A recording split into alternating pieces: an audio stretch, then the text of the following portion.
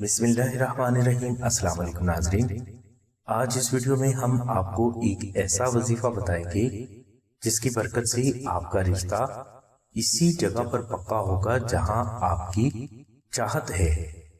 وظیفہ کے لیے آپ بعد از نماز عشاء اول و آخر 72 مرتبہ درود شریف تلاوت کریں اور درمیان میں آپ درود ابراہیمی 920 مرتبہ 21 روز تک تلاوت کریں۔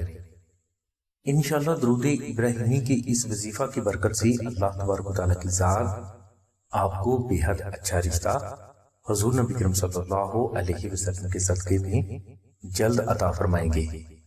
ناظرین، اگر کوئی بہن کسی وجہ سے رشتہ پکا ہونے کا یہ وظیفہ نہ کر سکے تو اسے چاہیے کہ وہ نقش اسم اعظم کو اپنے گھر میں کسی پاک جگہ پر رکھے۔